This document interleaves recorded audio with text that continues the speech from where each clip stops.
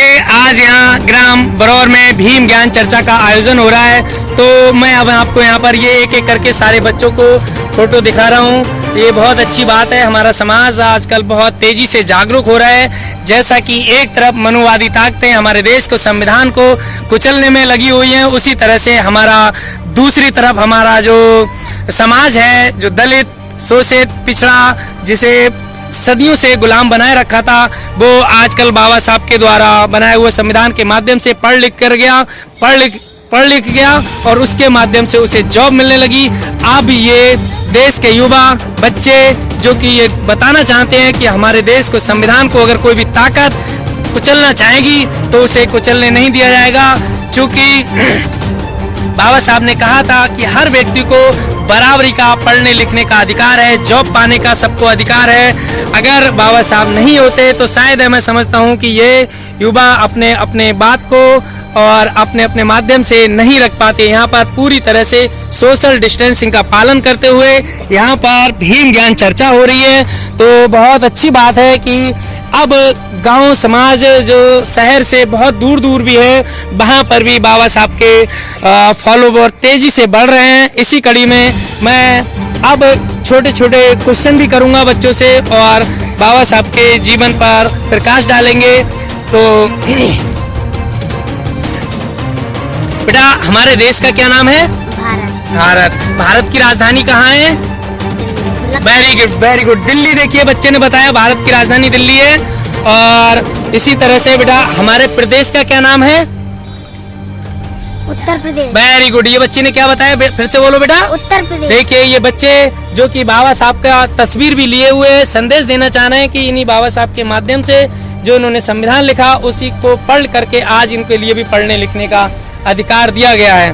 तो अब इस बच्ची से हम जानना चाहेंगे, ये देखिए कितनी प्यारी बाबा साहब और गौतम बुद्ध की फोटो लिए हुए हैं। बेटा बताइए, हमारे देश का संविधान किसने बनाया था? बाबा साहब डॉक्टर भीमराव। Very good. देखिए ये बच्चे बता रहे हैं, इन्हें पता है कि बाबा साहब डॉक्टर भीमराव अम्बेडकर जी ने हमारे देश का संविधान बनाया।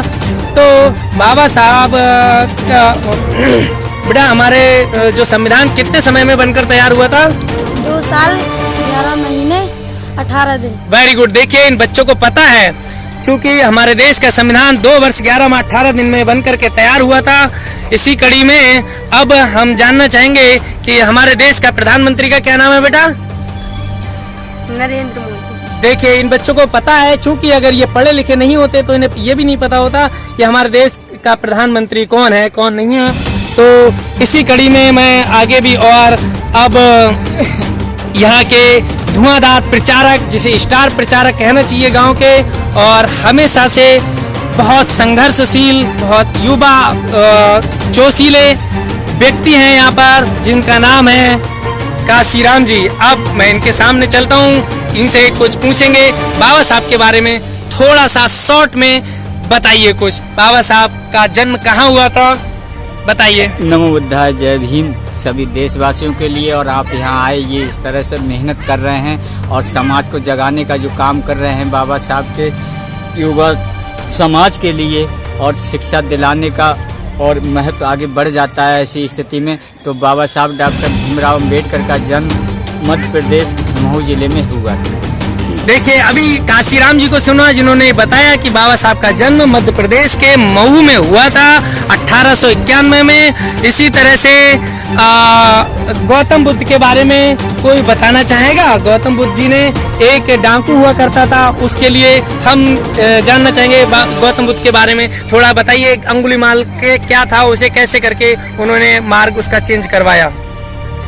जैसा कि जानते हैं बच्चे कि अंगुलीमाल एक डाकू हुआ करता था, वो लोगों की उंगलियां काट काट करके माला बनाता था। एक बार उनकी भेंट गौतम बुद्ध से हो गई, उन्होंने उसे ऐसा ज्ञान दिया कि उस दिन के बाद से उसने उंगलियां काटना ही बंद कर दिया और वह गौतम बुद्ध का अनुयायी या फॉलोवर बन गया। तो बड़े खुशी की बात है। यहाँ पर ये देखिए, पूरी ये देश का भविष्य है, ये आने वाले बच्चे ही कि कहते हैं ना का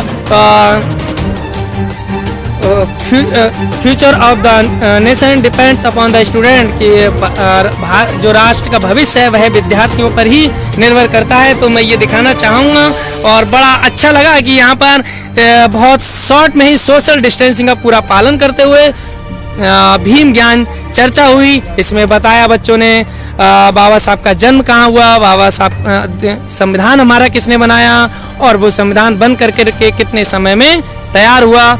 ऐसे छोटे छोटे क्वेश्चन के माध्यम से बच्चों को जागरूक कराया गया। बने रहिए आप केपी सिंह आजाद के साथ। Thank you.